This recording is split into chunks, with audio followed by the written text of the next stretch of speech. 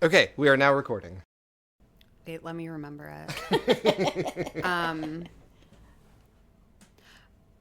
I think it was like, welcome to I Hate James Dobson, the lullaby to your trauma nap. Oh, That's my good. God. Was that good? Yes. I thought of it in the bathroom. Good. Thank you. I couldn't even remember the name of the blog. It's The podcast. Brooke loves calling it a blog. I did it again. The audiobook that we're recording. Grandma.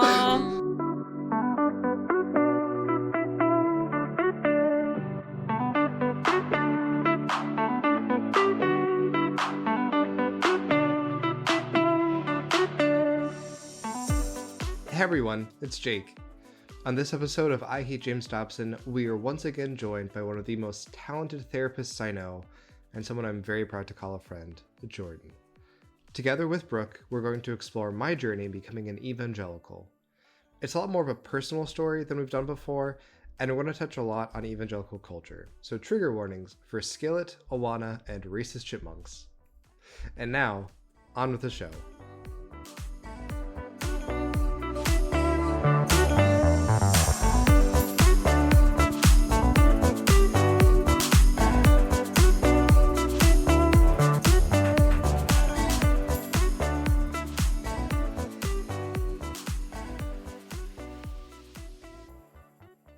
Welcome to I Hate James Dobson. My name is Jake. I am a marriage and family therapist. I am joined, as always, by my delightful, delicious, and delectable co-host, Brooke. Hi, Brooke. Hi.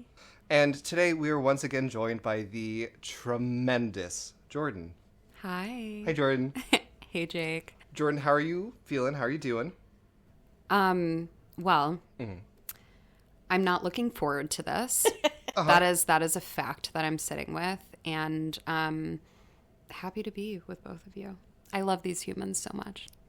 I'm looking forward to spending time with you both. I'm not looking forward to this. Correct. Jordan, you have now been involved in some episodes. You've listened to some episodes. What are your thoughts on this podcast so far? I hate it. I hate it here. I think the way that you're both coming about this is important, in that, Jake, you're coming from like a lived experience of this, and Brooke, you're coming in completely not knowing what the fuck is going on, except for dare to discipline. Yep. I think all of these viewpoints are so important, and I am happy to be here as someone who also doesn't know what the fuck is going on and is Jewish, so I have a very different context that I'm coming in with. Important podcast. Content sucks. Yeah. Good writing, though. Thank you. Sometimes there's these little nuggets of things that I'm like, I've heard that before. Last episode we talked about Lot. Yeah. Isn't there a thing about Lot's wife? Yeah. And she's a salt lick or Yeah. something? Okay. I've actually been there Been where? to see his salt wife. What do you mean? So she got turned to salt after Sodom and Gomorrah. Uh-huh. She wasn't supposed to look back and see the city Yeah, on that's fire, right. and then she did. She turned to salt. In Israel, there is a monument dedicated to Lot's wife. Wow. Just like on a mountain. Last time, we began our Pride extravaganza going real big picture, looking at Dobson's impact of homophobia from a cultural lens. This time, we're zooming in. This is going to be a little bit more of a loose episode, because today, we're talking about how I became an evangelical. Ooh, this is exciting. An origin story. Origin story. I want to do like two things with this. One, I want to show my credentials a little bit. I'm not just some asshat who like, I know about Christianity. I like lived it. But more importantly, I want to humanize evangelicals in this process. It's morally important and intellectually honest to center the humanity of those with whom we disagree. They're not evil monsters who just hate all people and are evil for the evil's own sake. They have a logic. They have beliefs. They are people. This podcast is anti-Dobson and anti-evangelical as a brand, but it's not anti-Christian or anti-evangelical a person. Love the sinner, hate the sin, as one might say. Which we don't agree with. I think my story illustrates a number of important bits about how evangelicalism functions. And when I say evangelicalism here, I'm meaning like the brand, the cultural influence, less so the specific theology, although that ties in a bit. I believe that most evangelicals are true believers. They're not grifters. I think a lot of the politicians that they inspire are grifters. If the tide swung the other way, the politicians would change. But I do think a lot of the people who believe these things genuinely believe it. Because I genuinely believed it. And I know a lot of my friends and loved ones did too. That doesn't make it okay, obviously. But there's a tendency that many people have when they disagree with someone to say, you're wrong, and you know you're wrong. So you're lying to yourself, or you're lying to me. It was said to me a number of times as I was coming out and trying to grapple with what I believed. And this is how Dobson talks about queer people and feminists. There are indeed grifters, people who don't really care all that much about the beliefs espoused by evangelicals, but are happy to play along for their own purposes. Trump. I literally wrote Trump, for instance. On the surface, people are often drawn in by the helpful or harmless elements like community and childcare support. But the way American politics is infused into theology is a radicalizing pipeline. I was born on a military base 20 some odd years ago. Say the number. 2 months later. 2 months later, I was playing Jesus in my church's Christmas pageant. I guess you could say it started there. You did? There's some of the earliest pictures are of me in like swaddling clothes in a manger on the church's stage. How special. Yeah. Jake said, yeah, with dead eyes. Can I interrupt for 1 second? Yeah. I know that the whole thing is that I don't know about church, but I want to say that I did go to church a couple of times with my dad. Yeah. And I was an angel in the nativity, a little grumpy, pissed off angel, which you can imagine. Everything about this is correct. Yes. Right. I was so mad about it. And then many years later, because it was whatever year our dad had us for Christmas, we would have to go to church. I was in the choir, and my little brother was a shepherd. And this is the first thing that my dad ever recorded on a camcorder, which was about the size of a truck. And so I still have it. And my little brother just took his little crook and just beat the shit out of the pastor with his crook for the whole entire nativity and had to be escorted away. So that is how my family handled the nativity. Iconic. Yeah. Incredible. Baby Jesus, Jake. So right away, there are three big themes: military base, that like American patriotism, childhood indoctrination, and Colorado Springs. I was born on the Air Force Academy in Colorado Springs, which is right next to Focus on the Family's headquarters.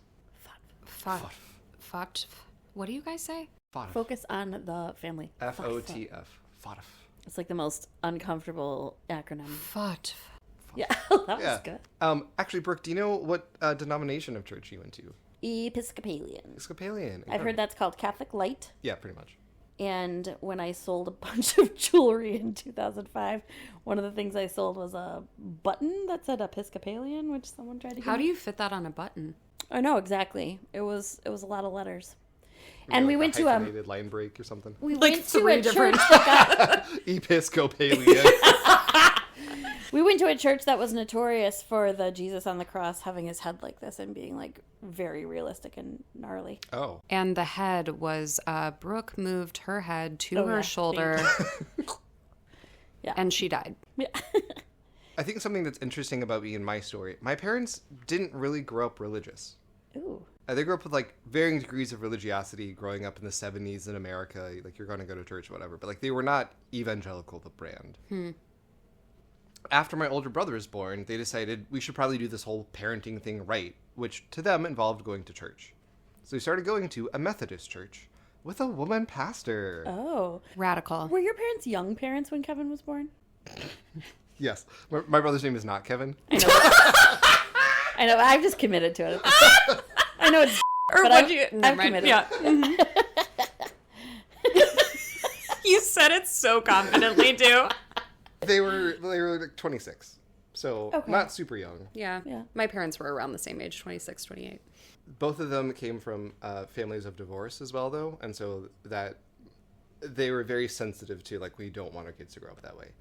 The reverend of that church is still a good family friend. Her name is Reverend Shar. I can't imagine she's listening to this. But if she is, we love you, Shar. Hey, shout out, Shar. We love you. Yeah.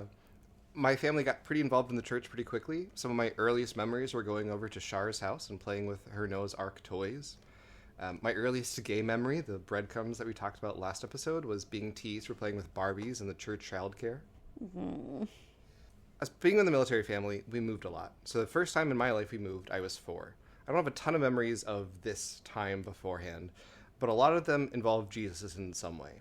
Going to church, childcare, singing Jesus-y songs, right? It was just part of life. Not hardcore evangelical, but it was kind of there.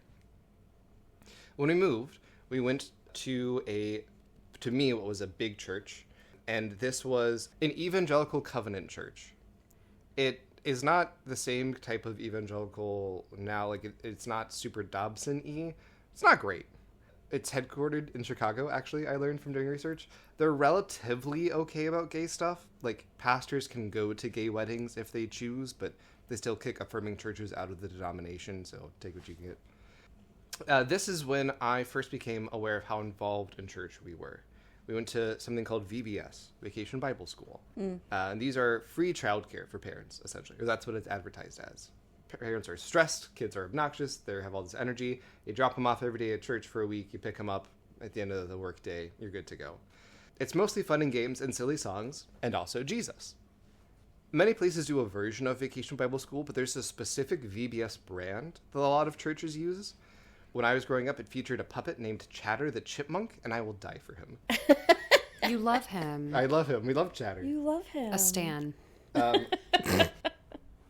This is not going to be super helpful for all of you listening, but I have pictures for a lot of these things. Yes, please. Can you describe verbally? I don't know that I can. Was Chatter the Chipmunk a eugenicist? Such a fair question, Brooke. You can check out all the pictures for this episode on our social media. Instagram, TikTok, and Facebook at I Hate James Dobson, and Twitter at I Hate JDobs. Ding! This is him in a slightly racist attire. Oh, slightly. Very. Okay. The answer to my question is yes. You all should just Google him. I'm sure many people know Chatter the Chipmunk, and I spent way too long figuring out how to gender him correctly. He is a guy. What's the Chatter lore? Whatever. My dad taught Sunday school as well. I remember smelling markers and playing with Lincoln Logs. I remember learning some of the children's songs.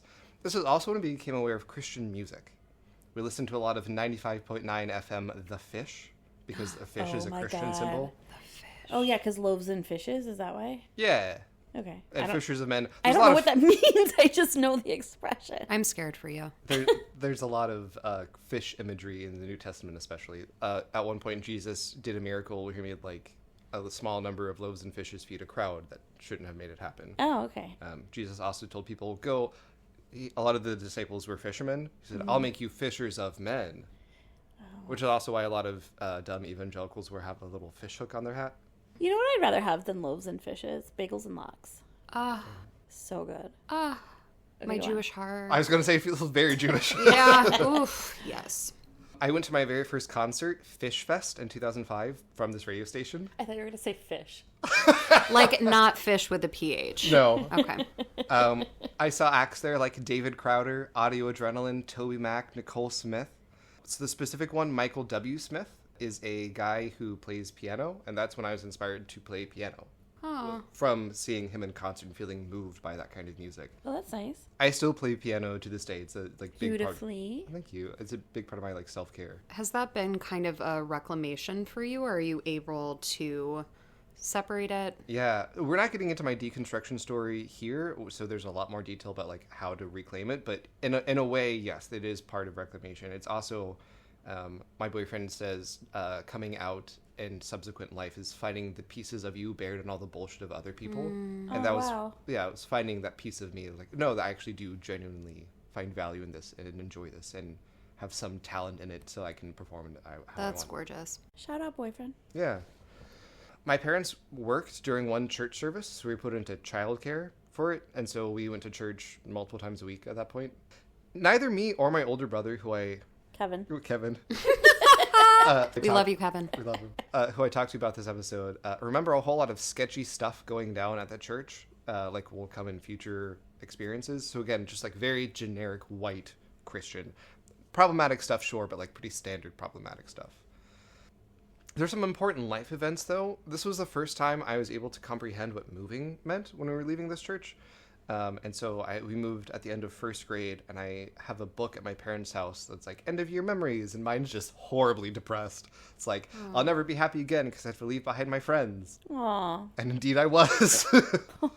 Experienced a significant loss in the family, which was my first time grappling with death. I think that also ratcheted that up for my family, finding a lot of comfort in religion and religiosity. But then we moved to North Dakota. I don't know how much you all know about North Dakota. Nothing. Well, That's all there's to know about North Dakota, really. Is that where Fargo is? Yeah. Great. Yeah, Fargo's in North Dakota. My dad worked on the Air Force Base in Minot, North Dakota. And I cannot describe to people how flat it is. And that feels like a dumb kind of qualifier. Like, well, of course it is. But just to be in the middle of nowhere and just look in all directions and not say a single goddamn thing, crazy. One of the very first things that we did in moving to that church, or moving to North Dakota, is to join the church. That's what we did. That's how we found community. That's how we found a level of stability. We started attending First Baptist Church of Minot, North Dakota. This was our first Southern Baptist church and our first Evangelical TM1. It was an excellent place to build community, and I'm not totally sure why we didn't attend the chapel on the military base, but we got involved in a big way. Churches on Sunday, obviously. And when you go to service, stick around for Sunday school. So we started doing Sunday school a little bit early, stay a little bit late. I was allowed to attend a big church instead of children's church, so I was able to hear the real sermons. So it was the first time really hearing a pastor preaching. Additionally, my parents were involved in something called Officers Christian Fellowship. This is not through this church specifically, but it's a Bible study on military bases.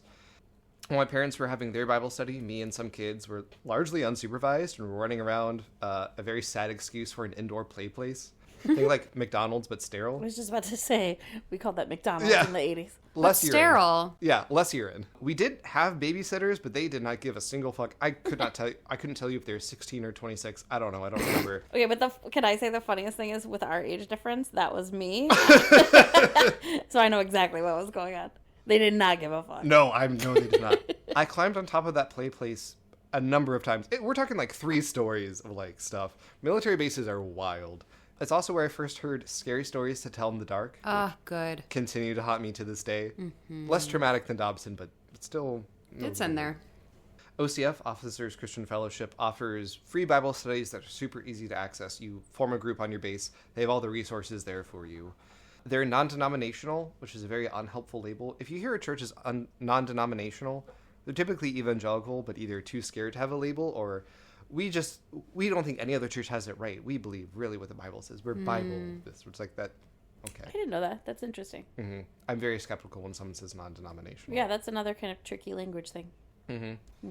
I did a little digging, and while there are a few mentions about gay shit on their website, it's pretty not there. But the stuff that is there is kind of damning. One, there's a whole study about biblical marriage, and has bits like the differences between men and women and the role of husband versus wife. It's not explicitly homophobic. It is pretty misogynistic, but it does show their priorities. But then, I was in the airport and I had time to kill, so I did a deep dive. There is some explicit homophobia. There's a study about Sodom and Gomorrah, and it has the following things to say. A bunch of men surrounded the house. What specific sin is in view here? The answer, not sexual assault, not rape, homosexuality. Homosexuality. Homosexuality. All right, the whiskey's hitting. What is God's attitude towards homosexuality? Answer, he condemns it. It's not just an alternative lifestyle. So, homophobia is baked in, even if it's not the highlight like it is for Dobson.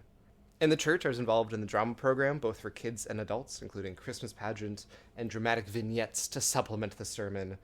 I was in a bell choir for a period of time. What does that mean? What does that mean? This. The Jew. But that's the choir? You don't say anything? The bells are the choir. So, what the fuck? Like, the song Choir of the Bells? No, Carol of the Bells? Carol of the Bells. No. Stay tuned for our December episode where Brooke teaches everyone about secular Christmas. And we're going to record that in April. So we were going to church on Sunday, drama rehearsals whenever they're necessary, OCF on Thursdays. My parents had their own friend-based Bible study. Additionally, though, I was involved in something called AWANA on Wednesday. And we're going to spend a little bit of time on AWANA because I hate AWANA. Can you say it slowly? AWANA. It's an acronym. Oh, we love an acronym. Oh. Yeah, Brooke. Don't play that because we don't have the rights. I think that's just long enough that we're allowed to have it. It comes from a verse in the Bible. It stands for approved workmen are not ashamed. Approved workmen are not ashamed. Yeah. It's from a Bible thing that says, like, if you are called by God, you won't have shame in your work, essentially. But isn't so much of this based on shame? Yeah. But, like, the sinful stuff. Right. Sure. It's Wednesday night youth group, essentially. You play games like in gym class, you have a snack, you listen to a sermon, and you memorize Bible verses for points. Can I tell you something really quick? Yeah, please. I know I've joked about this several times, but I am like a latchkey kid from the 80s and 90s, and this sounds way more fun than my childhood so far. Like, we just kind of watched TV and played Atari. Again, there's benefits to it. People are drawn in by this stuff, and for a good reason. I have like 2 bad memories of AWANA, and they're because very specific people were being dicks. In hindsight, I'm like, oh, that's fucked up. In the time, I was having a grand old time. Yeah. And the way to get me to do anything is to gamify it. I have to memorize Bible verses for points? Oh, I'm all over that. Each year, you were given a book of Bible verses to memorize throughout the year. In my first year, in 2nd grade, I memorized 3 books of verses. Oh my God. How many is that total? I don't know. I was 7. Buddy. Autism. Don't cut that. I was in something called Sparkies, which is for young elementary school age kids. You have to wear this dumb little red vest, and each time you complete a chapter of the book, you get a little jewel and a crown pin. So once you complete the book, you have a crown full of jewels. And then each book, you have... So by the end of the year, I had all of my crowns filled. How proud were you, though? Oh, you don't even understand. Like, Jake went to sleep with that on. Yeah, but we had Book It.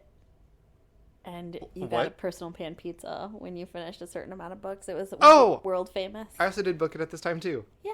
Okay, well, I took a speed walking class in high school, and the final was us speed walking to McDonald's. I'm not joking. That's incredible. And we got to order whatever we wanted, and then we sped walk back to the school with our snacks.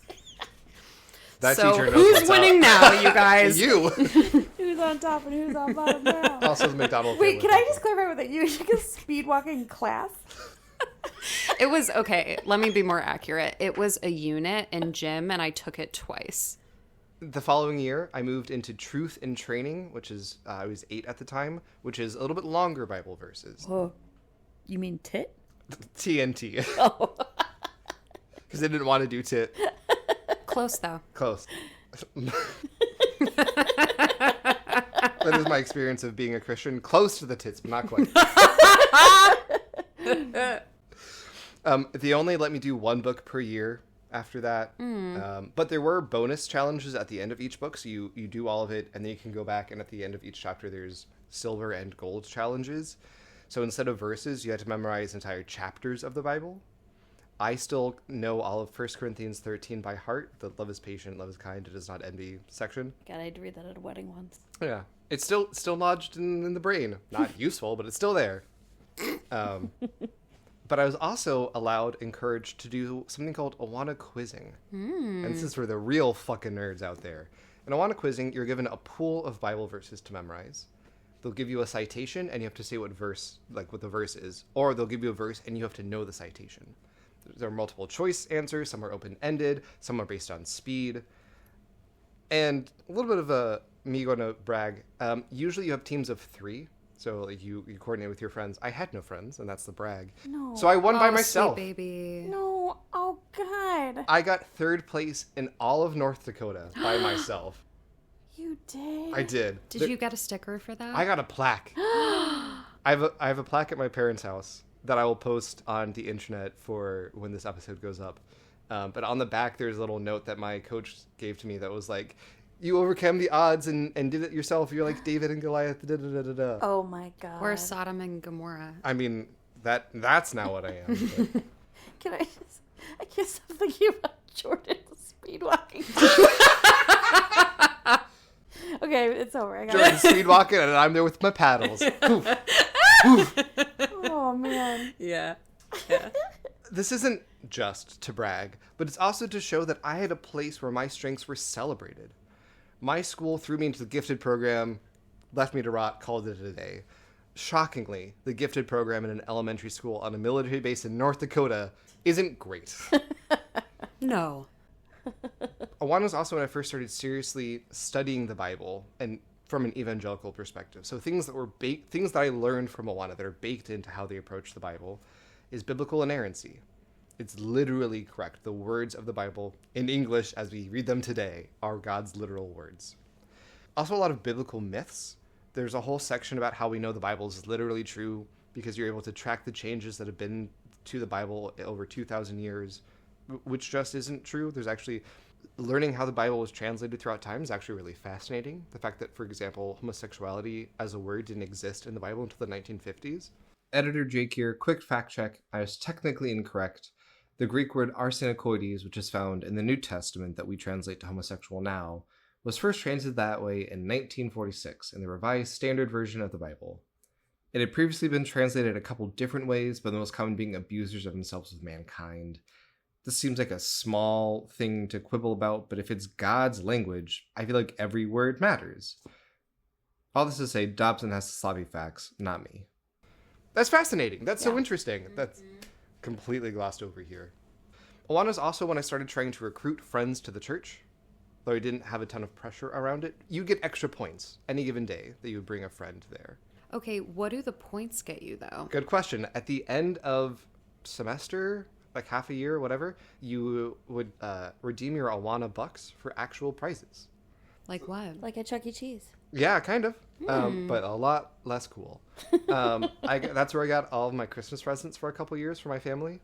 I have like little statues that say like Mom and Dad and glass that I gave them. Really original, Jake. I know. With your Awana box? With my AWANA bucks. I just want to hug you so much. I was so proud. And they were proud of me. Again, this was rewarded. Yeah.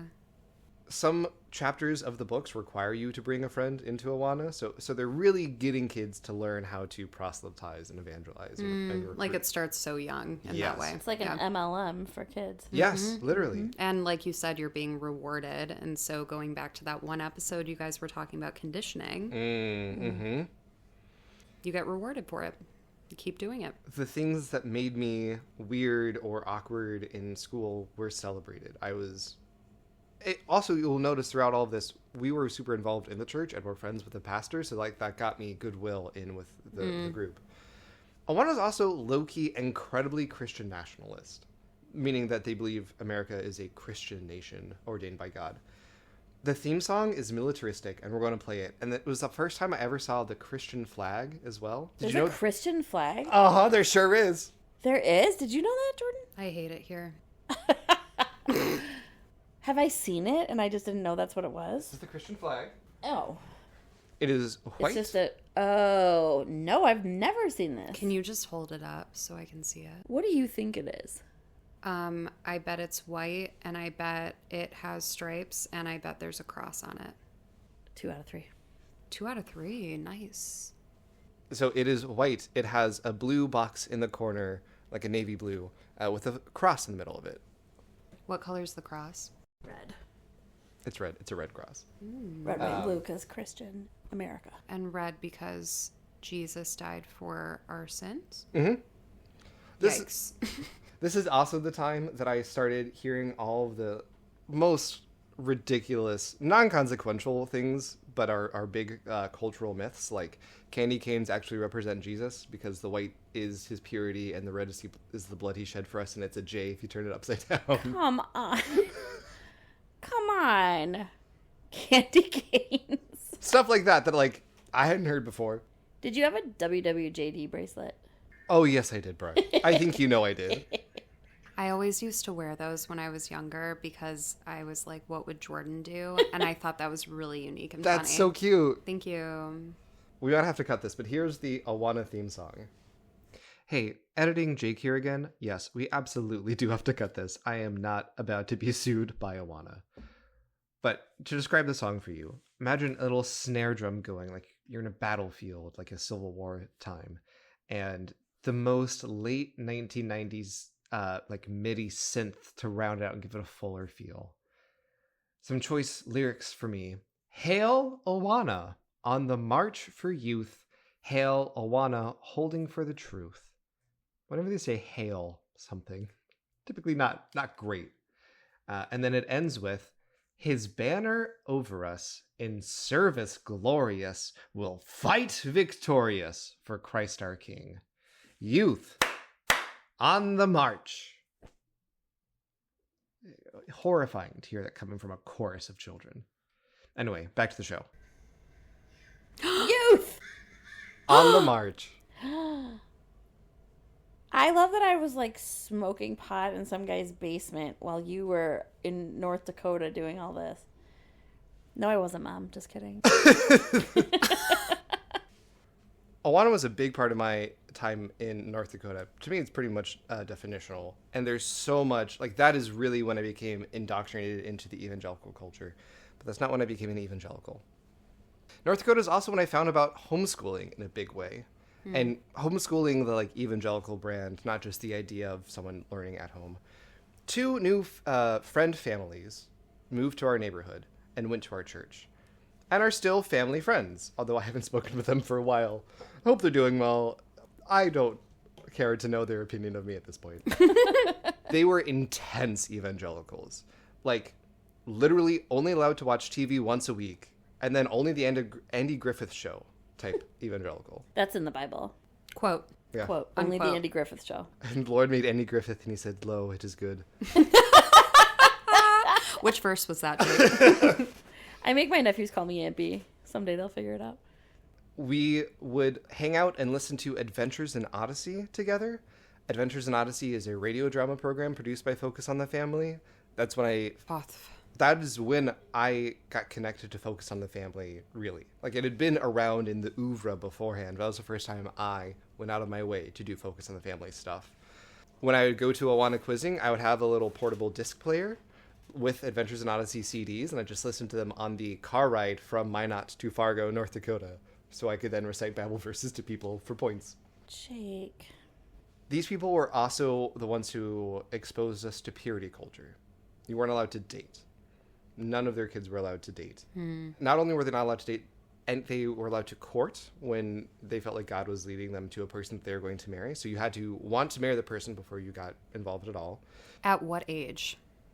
My family adopted these rules, and we are not allowed to date until after high school. Okay. After high school. Because then my parents were like, we don't want you to, but we can't control you after that. Okay. So, Fair. is it? So you and your brother didn't date, and Kevin didn't date anyone in high school. Kevin did not. There's eventually a workaround where I convinced my parents that I wanted to marry a girl. And so I had to then write my parents a letter to convince them. I had to then write out rules of conduct when I was around this girl. Then to go to her parents, who are also evangelicals, write her dad a letter, including my rules of conduct. Then I had to meet with, have dinner with her family, again, to plead my case, in which he did the, like, guy thing of, like, I'm going to show you my gun. But they were a bunch of vegans, so it was an airsoft BB gun that he used to shoot squirrels that were getting too close to his crops. Which, even at the time, I was like, that's okay, get over yourself. But then her parents and my parents had to get together and give us final approval to date. That was a 6-month process. I came out as gay 2 months later. You said fuck this noise. Do you think that the reason you went through all of that and put yourself through all of that was because you knew you were gay and you were what was coming up? What was coming up for you? I'm sitting in my chair right now. How did you notice that in your body? Not on a conscious level, for sure, was I trying to, like, prove anything to myself. There is a point later where we moved to Germany at one point, and on a flight from Germany back to the States, I remember sitting there, I can't be more than, like, 13, thinking, I need to become a pastor, because if I don't, I won't have any excuse not to be gay. Oh. So it was there. I don't think that was my sole motivation. I did care about this girl. I did like her. Mm-hmm. And that's what you do, is you have all those hormones going through you. Say, I think God wants me to marry this person, because you're stupid and can't divine God's will ever, let alone as a 13-year-old. Mm-hmm. So I think staying closeted was part of it. Also, after I came out, we're cutting all this, whatever. After I came out, I broke up with her because, like, oh, fuck, I'm gay. That's not fair to you. But I wasn't ready to come out yet. So I was like, I can't be there for you in ways that you need me to be. And then her dad forced me to meet him at Panera and out myself. At Panera? Yeah. Not Panera. God's house. God's house Panera. Oh my God. Not with a soup and sandwich combo. North Dakota is also when I found out about missionaries and the missionary work of the Evangelical Church, which is a huge component of the culture. It's proselytizing to the world. And then if you're not able to do that, well, then your mission field is your family. Your mission field is your friends. Your mission field is your work. It's like integrated into it. Missionaries from around the world would come speak at church sometimes during a sermon, typically as like a fundraising event. There is a book called End of the Spear, which is a book about how white evangelicals saved the Udani, which is an indigenous population in Ecuador, from a cycle of revenge killing by converting them to Christianity. It's a true story. It follows a guy named Steve Saint, whose dad was killed trying to convert the Udani, and then he later came back as an adult and converted them. So true story that this happened, not Yes. true story that they were saved in, like, because of this. I mean, it depends on who you ask. So the person who killed his dad was the leader of the tribe, a guy named Minkayani. I met him. And Steve Saint, the guy who wrote the book. They came to North Dakota on a book tour. And of course, I got the book signed. There's also a movie that I became fascinated by, and that's when I wanted to become a pastor, a missionary. I knew that that's when God called me to do the work of being a true Christian. It's also when I got my first iPod, a little iPod Shuffle.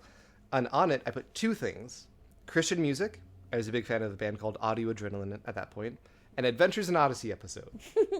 Which is very disorienting because it's an iPod Shuffle, so we just randomly switch between them. Oh my God. That does not sound like a good time. It was weird. At one point, a Christian rapper named Toby Mac came to Minot, and pretty much the whole town showed up. He was touring with other brands called 1,000 Foot Crutch and Barlow Girl. Names that don't mean anything to you, I'm sure, but were and are huge in Christian music. Barlow Girl? Barlow Girl. Okay. They're also big purity culture proponents as well. I'm going to download them on Spotify. Toby Mac was so successful in that concert, he ended up doing like 5 encores. Anyway, exciting moment for me in being a music person. But if you notice, all of my music stuff up to this point is exclusively Christian. It's part of the reason why now, as an adult, I'm able to talk about like pop culture and pop music, but I listen to the same 5 songs on repeat now. That and the autism, of course. I was going to ask you really quick, what was your relationship with pop culture when you were a kid? So because military-based, because Christian, and also specifically moving to Germany, pretty removed from it. The combination of those things. Military bases get pop culture like 3 years later. And so when you're in California, it doesn't make a huge deal. When you're in Germany, or you're in Minot, North Dakota, you don't really get pop culture in the same way. Yeah. This is also when I first learned of homosexuality and how it was an abomination. There's a passing reference in a sermon. I don't remember the context, but I do remember hearing about the evils of homosexuality. I was just beginning to understand myself as a queer person. I was like 10 and just beginning to awaken sexually. I didn't connect with the label homosexual. I didn't connect with him. Like, I wasn't like, oh, he's talking about me. I didn't really know what it meant. But I knew it was something bad. And as I grew into my sexuality, I started to realize that I was bad. It's also when I learned about the Rapture and the infamous Left Behind series. Oh, yeah. Do you know much about the Left Behind series? No, tell me more. Not in the Bible, but Christians will tell you in the Bible. Oh, it's not? No, the Rapture is not in the Bible. Revelation is a acid trip. There's passing references to like when Jesus comes back, the believers will meet him in the air. Very poetic and not really connected to end times prophecies at all. Oh, I didn't know that. But there's the belief that when Jesus comes back, all the Christians will be raptured, go up into the sky. The world will then endure 7 years of tribulation before Jesus comes back for real and establishes a kingdom on earth. The Left Behind series is following people who were left behind in the rapture and then have to deal with torment on earth, the Antichrist's rise, etc., etc. When you're 10, that's going to freak you the fuck out. Oh my God. One time my mom wasn't home when I got home from school, and I broke down sobbing because I thought I was left behind because I wasn't a true enough believer. Oh my God. More fucked up than that, my older brother used to regularly use his Kevin. allowance, yes, Kevin, to buy the Left Behind for Kids books. Left Behind for Kids. All 40 of them. Oh, God. which of course I read. And Wow. we were talking before this about my relationship with dreams and how I have a lot of nightmares. It's not because of this, but it's not because of Yeah, this. right. Also, in this time, my younger brother was born. The light of my life, my favorite person, but he also is a person living with disabilities. And that is hard on the family. Even a family who loves him and supports him and has the means to do so, it's hard. And the church provided a lot of stability and support for our family. We also were able to know other parents with disabled kids.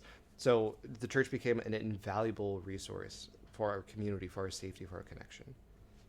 And then we moved again when I was 10, start of 5th grade. We went to the non-denominational Protestant services at the chapel on base. As we talked about, non-denominational means nothing. Right. The way that military chapels work is that there's like 3 services. There's a Jewish service, there's a Catholic service, and there's a Protestant service. We went to the Protestant service, and it just so happened that the chaplain was a Southern Baptist pastor. So continuing the Southern Baptist label. Started in North Dakota, moved there. That was my main experience of evangelicalism, is through the Southern Baptist Convention. I got super into Christian rock and a prominent ear-bleeding band called Skillet. Skillet. Did you listen to Reliant K? I have so much Reliant K. I can play Reliant K on piano, actually. Yeah, I recently found out they were a Christian band. Yeah, a little bit disappointing. Reliant K does the thing that Skillet does too, where if you are a Christian, the songs are so obviously about Jesus and about faith. But if you're not well versed in the slippery language of evangelicalism, it's like, oh, I'm singing about this like a lover or a girlfriend. I mean, literally. Yeah. Are there some mainstream bands that are secretly Christian bands? I heard Evanescence is a Christian band. Evanescence is a band made up of Christians, not necessarily a Christian band. Okay. Skillet is actually fairly mainstream. Oh. Their songs have been used in like WWE wrestling matches and stuff. I know. I think they're like one of their songs was like in the NFL, whatever. Like they're decently popular. They go on world tours. They've been touring nonstop for like 20 years at this point or something. Wow. They're mainstream. You just haven't heard of them. They suck. I've met many a metalhead who knows of Skillet or has heard of them, and they're usually shocked when I tell them about Skillet's beliefs. They write songs about God without using the label of God. It could be interpreted a number of ways. I believe that Skillet are grifters. I don't believe many evangelicals are, or most aren't. But I do believe Skillet is. Or at the very least, it's easy to believe something that pays your bills as well. I started earning faith-based awards in Boy Scouts in Germany. American Boy Scouts on a military base. I received my God and Country merit badge. Editor Jake here again. Not a merit badge. It's an award. Doesn't matter. Boy Scouts is a lot more religious than people realize. Not every troop is religious, but there's a ton of religiosity throughout the philosophies and materials. Boy Scouts are often like meet in churches and stuff. I was also the chaplain's aide, was my role in the troop for a period of time. So there was no chaplain. I would just give sermons to people because I wanted to be a pastor. You gave sermons? Oh yeah, I gave many a sermon. Girl Scouts is not religious though, right? No, Dobson hates Girl Scouts. Okay, because it never occurred to me that these are totally separate. I mean, I knew they were boy and girl, but I thought they were just the same umbrella company, but they're not. Nope. Okay. No. All right. My parents hosted OCF at our house. The officers' Bible study was hosted at our house. They were the primary host of it. And I was in charge of childcare. I was the one. And I gave more of a fuck about these kids, mostly because they were in my room and I didn't want them to rake my shit. Whatever. But one of the adults at OCF told me I had, quote, the gift of prophecy, which I think is a real fucked up thing to tell a 12-year-old. But again, why are people attracted to this? Why do people stay in it? It feels pretty incredible to say, hey, you're a prophet of God. Yeah. I mean, hell yeah.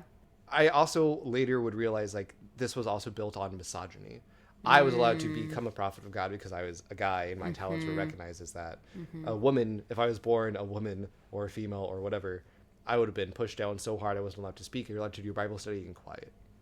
I'm so fascinated by I don't know if I imagine this wasn't just your experience, Jake, but like the rewards-based stuff of like you getting badges, the thing you were talking about before that I'm not remembering right now. The AWANA bucks. What was that? The AWANA bucks. Yeah, the bucks. And then, this idea that like adults or children won't be left behind if they do X, Y, and Z. Like there's I don't know what to say about it, but that's fascinating to me. Like from a positive reinforcement space of like, then that's going to keep you in it. It's going to keep you doing the same things. Absolutely. It seems calculated. Yeah, it is very calculated. And I want to be very clear about that. People in some instances know exactly what they're doing, but they don't think their intention behind it is bad. So the music at a church service, especially an evangelical church service, is supposed to activate your emotions, activate some of that affective override to get you in a spiritual headspace. They know that's what they're doing. They structure the songs and the order of songs to get you in that headspace. They don't view it as manipulative, right? They view it as like getting you in the ready to connect with God. Someone might say that is manipulative, though, getting vulnerable people into a vulnerable headspace and then instilling your beliefs into them, right? I was also homeschooled for a period of time while we were living in Germany, and it was actually pretty okay. Huge credit to my mom, mostly. The school on base was bad, so she taught me English, history, and a Bible at home. I did math, science, and German at school. The curriculum we used wasn't quite young Earth creationists, but it was Bible literalist, which is so weird. So I was not taught by that the Earth was literally 6,000 years old. They taught us about like Pangea and stuff.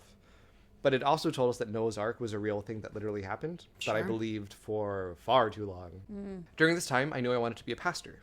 So I was now helping run VBS. And I was starting to get uncomfortable with it. The way that a lot of these services go, these programs, especially for kids go, is at first it's just very fun, pretty light Bible stuff. Like, hey, we're talking about God, but also like have a pizza. And then each day is increasingly more and more religious until the penultimate day. And VBS is a 5-day program, so day 4, but it's Thursday. Thursday is always the altar call. So it's very intentionally designed to lead kids to Christ, to get them to confess that they are sinners and accept Jesus as Savior, and as young as possible. It was when there was a kid who was 5 or 6 said the sinner's prayer that I started to get really uncomfortable. Not enough to shake my faith, but like, do you even know what you're doing? Why are we making kids do this? What's a sinner's prayer? It's confessing that you are a sinner, you are fallen, and you need a Savior through Jesus Christ. Which is, I think, a really fucked up thing to tell a kid. Yeah. I also started going to youth group proper, which was led by 2 missionaries, who also quickly became family friends. I do not consider them friends now. To be clear.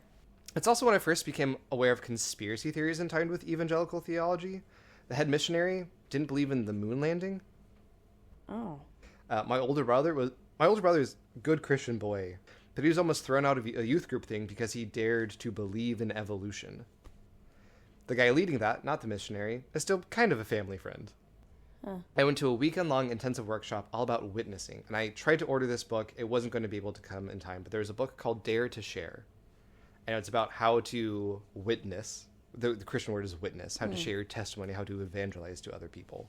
Something that was instilled in me is you're the only Bible some people may read. So all my actions, all of my words, all my interactions have to be based in the Bible because I can't lose a single chance to lead someone to Christ, which is an insane amount of pressure to tell a kid you are responsible for saving the eternal souls of everyone you know and love. I mean, what? It's pretty fucked up. The book also had, at the very end, it had a section of stereotypes and how to talk to these people. A lot of witnessing, especially in this way, is debating and bad faith debating. So it would be like Eden the evolutionist or Jessica the Jew or whatever. And like, here's things that they might say about why they don't love Jesus. And here's how you rhetorically beat that back. I was in 6th grade learning how to do this. So it's also incorporating theology. Real fucked up theology, but an understanding of the Bible as a rhetorical device to win arguments and save people's souls. Again, I wasn't doing this to be manipulative or mean or demeaning to people, even though that was absolutely how people felt. I was told and thought and really believed I'm trying to save people's souls. Momentary discomfort is whatever, as long as they're able to not be banished to hell. This might come as a shock, but a queer autistic evangelical boy with significant attachment issues in the throes of puberty isn't necessarily a recipe to make a lot of friends. So a lot of my friends were from the church, or Boy Scouts, or from youth group. And by my friends, I mean my friend was in all 3 with me. When I came out, we stopped talking as well. I started doing some missionary work. There was a mission trip to Poland that me and my mom and my friend and his mom and a small cohort of other homeschool kids went on. And it was pretty whatever. The kids cleaned up the grounds of this place. The moms helped teach local women how to make nativity dolls for money, as many of the adult men were unable to work for various reasons, because Poland's not doing great in a lot of ways. A guy named Ravi Zacharias came to speak on bass one year, and it was huge. You literally had to get tickets to see this guy preach. Ravi Zacharias is a very well-known apologist and speaker. He was shown to me as an example of a godly man, the kind that I should become. He's a massive piece of shit. He died in 2020, rotten piss, and it was revealed that he frequently and consistently abused women using his power. From an internal report in his ministry, as reported by Christianity Today, quote, Zacharias used tens of thousands of dollars of ministry funds dedicated to a humanitarian effort to pay for 4 massage therapists, providing them housing, schooling, and a monthly support for extended periods of time. One woman told the investigators that, quote, after he arranged for the ministry to provide for her with financial support, he required sex from her. She called it rape. She said Zacharias, quote, made her pray with him to thank God for the opportunity that they both received, as well as with other victims, called her his reward for living a life of service to God. No. Zacharias warned the women, fellow believers, that if she ever spoke out against him, she would be responsible for the millions of souls lost when his reputation was damaged. Oh my God. There's a picture of me with him. What year was this? 2010, 2011. Oh my God, I was a full grown. I was working in a law firm. I was graduating from high school and going into college. I love that we are also 3 different... 3 different generations. Is it generations? You're a millennial, aren't you? Yeah, you're Gen X. What are your... I'm Gen Z. Yeah. Are you really? Yeah. So youth group. Youth groups are kind of famous for youth group retreats as well. And this is when I became an evangelical. Picture it. I'm 13. I fully know I'm gay at this point. I haven't accepted yet. Fully aware of it. My life is defined by my faith. The music I listen to, the places and ways I spend my time, the community I have, my dreams, my aspirations, my family, all grounded in this specific type of evangelical faith.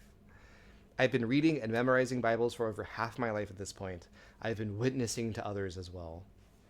Have either of you heard of youth group retreats? Yes. What do you know about them? This is literally all I know, and this might even be wrong. I don't know if this is the same thing you're talking about. When I was in high school, I had a group of friends who went to Catholic school that I knew from whatever, long story, from the summer. And they had all gone to a, what'd you say? Youth group retreat. Youth group retreat. Yeah. And they went there. It was like kind of like a lock-in. And then at the end, their parents had written them all letters, and they all got letters, and they rolled a rock. Interesting. And they came back, and they were all loved Jesus more. Yep. But they were Catholic. Yeah, so the details might change, but it's actually a lot of things that a lot of churches do with teenagers. It's like youth group, but lasts longer. There's snacks, there's games, there's sermons. The bad faith interpretation, which I will take here, is that you're taking a kid out of their normal environment, surrounding them with peers at a developmental age when your peer acceptance is huge, keeping them up late, tiring them out with games, and impressing upon them the importance of Jesus and salvation, getting them in this altered state of consciousness, very susceptible to a lot of things, and then going right for the kill. Were there ropes courses, though? Not in this one. Sometimes there are. Okay. Just checking. Germany ropes courses slap. Oh. They're so cool. I'll bet. They don't have the... You said I'll bet. Why? I don't know. Because Germany's intense. Yeah. Yeah. They don't have the same safety regulations in Germany that they do in America, so it's very like, do this. If you die, that's on you. Yeah. It's so cool. Yeah. 2 other important pieces of context. My best friend's older brother was the person who I thought was the coolest guy in the world. He played drums.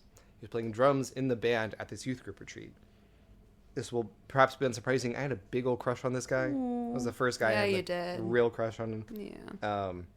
It's a cold, snowy Saturday night. I'm sitting in this big auditorium, my heart full of joy. So far, I've spent an entire weekend with my best friend, a girl who I thought I was going to marry. It's a thing that happens a lot. And more people I called my friend than I'd ever felt before. I was growing closer to God. I was deepening my relationship with him. Almost every adult I cared about was there. My youth pastors, my small group leaders, my dad. all supported me and other kids in coming to Christ. My best friend's older brother was playing on the drums. It was spiritual. I felt God there. Inside, I was beginning to grapple with my sexuality. There was so much shame mixed in it. Sexuality generally was shameful, but no one could know I was gay. I already had my first gay experiences and compartmentalized the shit out of them, but I felt dirty and irredeemable. Even in this moment, feeling God's presence, I felt uniquely sinful, uniquely broken. The band leaves. The lights go down. A screen comes down on stage, and a music video begins starting. E minor, C, G, D, classic chord progression. Classic. The song You Are More by 10th Avenue North begins playing. Some lyrics go, you are more than the choices that you've made. You're more than the sum of your past mistakes. You're more than the problems you create. You've been remade. In the video, as the music swells, people are writing their sins on a chalkboard next to the band. Addict, it's hard to forgive. Suicide, lust. And then I see it. Someone wrote, gay. After the bridge and the climax of the song, water starts pouring down the chalkboard in the music video. All of the sins, all of the insecurities are washed away. That's what Jesus does. If anyone is in Christ, he's a new creation. The old has passed away, and behold, the new has come. 2 Corinthians 5:17. Thanks, AWANA. Thanks, Obama. Thanks, AWANA. Aww. Tears are pouring down my face. I want to be a new creation. I want God to take this burden from me. And I know that he can. I want to be a good and faithful servant, no matter the cost. So that night, first of many times, I gave my life to Jesus. That was the night I became an evangelical. I later go on to be baptized. There's a thing that happens a lot in evangelical kids, especially, where you're like, well, did I actually mean it when I gave my life to Jesus? Let me do it again one more time, just to be sure. Let me do it one more time. It started a series of those things. But to me, that's the moment I became an evangelical, because I was bought into it. And not only was I bought into the community, the beliefs, the view of myself as fundamentally broken and dirty and sinful, even beyond what everyone else is, because being gay is its own unique sin. That's when I became an evangelical. And how old were you at this point? 13? 12? Wow. That's so painful, Jake. There's a lot of pain in there. But in the moment, I didn't experience it as painful. I experienced it as redemptive, as connective. I was, by any account I could find, doing the right thing, being a good person. And that, I think, is the ultimate draw of evangelicalism. Why people stay, why people hurt other people and are able to justify it, because it's the right thing to do. Because what the text that I'm reading in the Bible, the people who I trust who are authorities on these things are telling me, and I believe them. I believe this. Yeah. Who am I to say that's not true? Evangelicalism isn't just a church, it's a culture. And there are a lot of good things about it, and that's what sucks people in. Throughout my story, when I was typing it out, I saw a lot of community. Finding a church was the first thing we did. When we had times of difficulty, it was our church friends that found us. Parental support. My parents had parenting lessons, or childcare, or support with kids for disabilities, or whatever it is. Getting your kid to be productive, not do drugs out in the street, but to learn Bible verses, that's like a parent's wet dream. Does that phrasing get you? A parent's wet dream. Yeah. It offered a level of stability. We moved all the time. We are interacting. We lived in any given place for 3 years. You didn't know the same people those 3 years because they were also moving so often. There's a chance of stability. Also, affirmations. Again, not only are you good, the things that you are doing, those are gifts from God that you can use them in beautiful ways. I don't necessarily have an ending to this. I don't want to get into my deconstruction. That's a whole separate story. But again, I wanted to humanize the evangelical experience.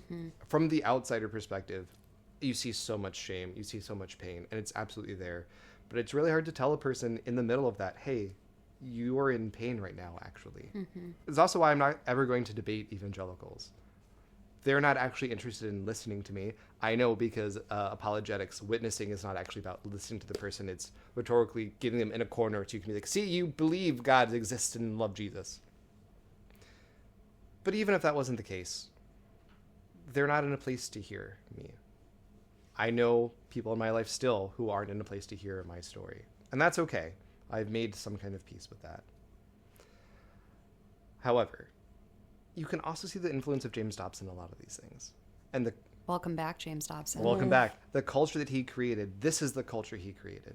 The shame, the guilt, a lot of the language was either, again, created by or popularized by him or organizations from his influence. All of the pain that I see, all of the hurt, all of the shame that I'm still working through in some ways, it's not exclusively his fault, but I do blame James Dobson. And I hate James Dobson. I hate James Dobson, but I love you, Jake. How are you? How are we doing? How are we feeling? This was a different one. This was a different one. A lot more personal.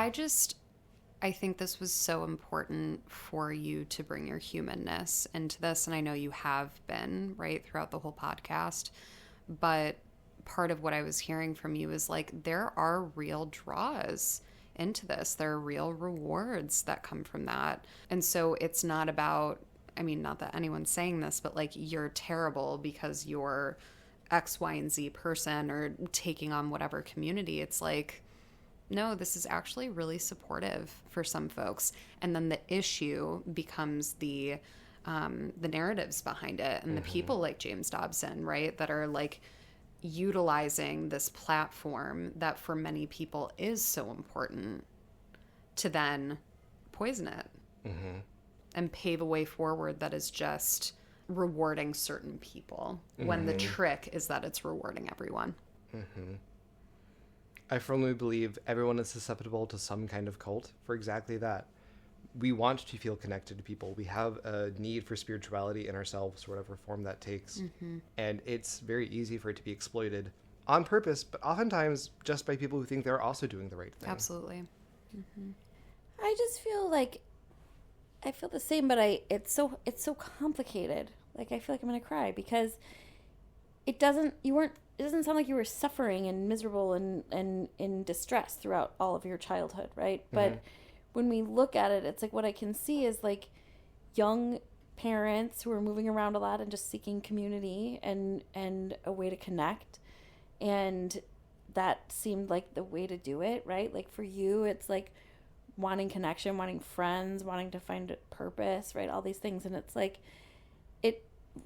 it's hard because there's this part of me that's like, it's so unfair. You should have had a different, you should have been a kid, you know, and not worrying about all this stuff and not having to like undo it now or when you did, you know, and it's like, it's heartbreaking, but it wasn't, it's like I said, it wasn't necessarily like you had this consciousness when it was happening, right? That was like, I'm being put into this situation that is horrible. And that makes it even sort of harder to think about, right? Because it just becomes the violence of the internalized things.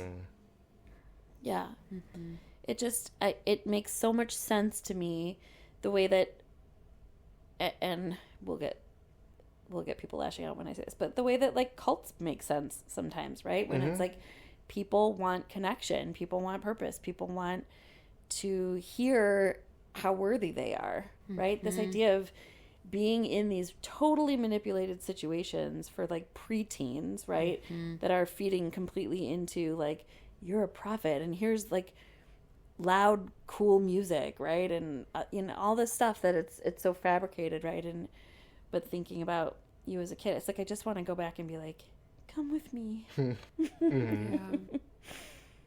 Yeah, it makes me really feel tender toward your young self and to so many people who are young right now and are taking these narratives in, and the consequence being, I'm going to hell. I'm going to be left behind. Like that is so based in fear and shame when in theory it should, quote unquote, be about love and acceptance and community and all of these things.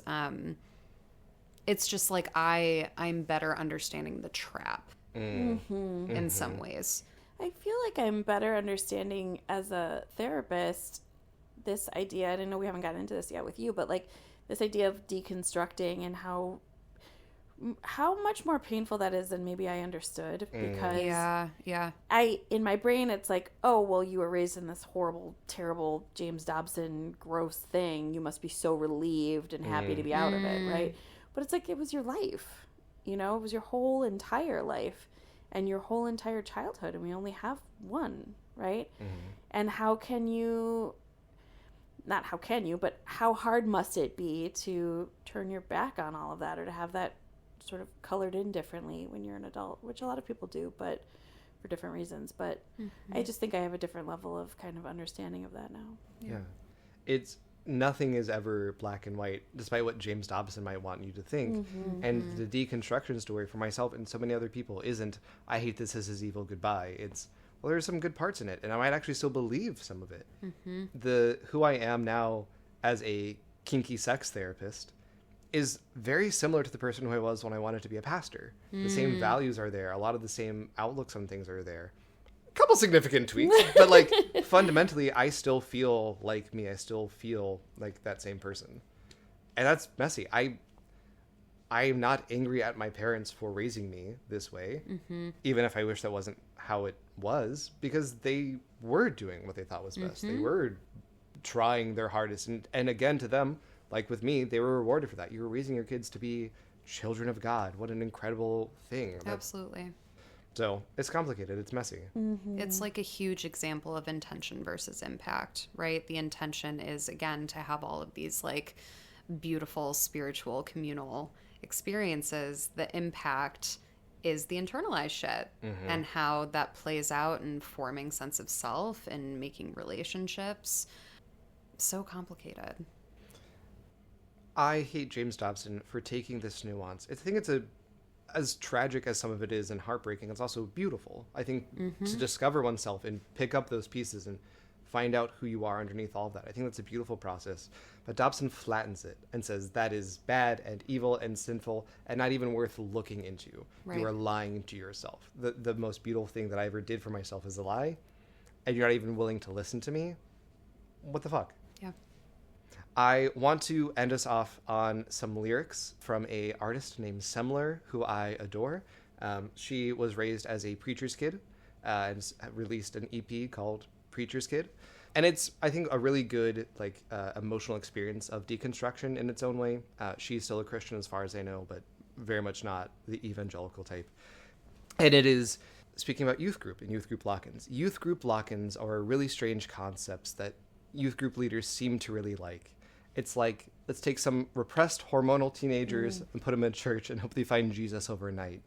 Like, Jesus is a ghost hiding in a church, and if you just stay awake long enough, you'll find him. But in my experience, the only thing you find is your sexuality. And that's where we're going to leave it. Thank you both for being here for this. Thank you, Jake.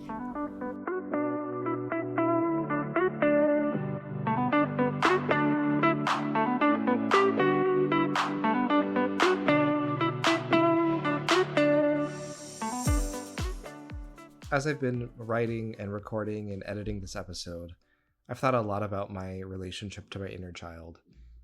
And it's kind of a mindfuck that I know for a fact that if I could meet my inner child, if I could go back in time and meet me in 5th, 6th, 7th grade, my inner child would hate me. That version of me would hate me. And I've spent a lot of time in my own therapy unpacking that, right? And what I've come to understand is that it's okay that that version of me wouldn't like me now, because that version of me didn't like me back then.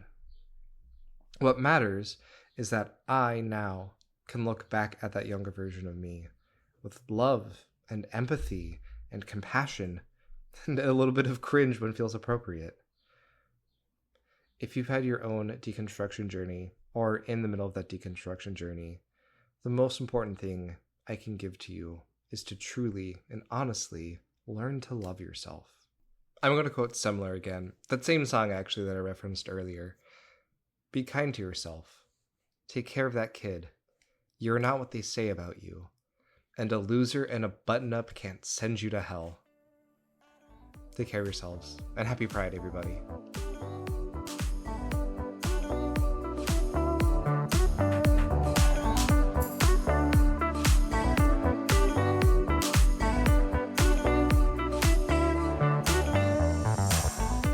I Hate James Dobson is a labor of love, written, recorded, edited, and produced by me, Jake.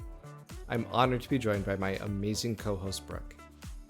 If you're enjoying the show, please consider rating and reviewing it, And if you want to connect with us more, you can find us on TikTok, Instagram, and YouTube at I Hate James Dobson, and on Twitter at I Hate J Dobbs. Special thanks to Drew, Lindsay, DJ, and Jack. Our theme music is by Mood Maze, and the song is called Trendsetter. Thank you for enjoying the show.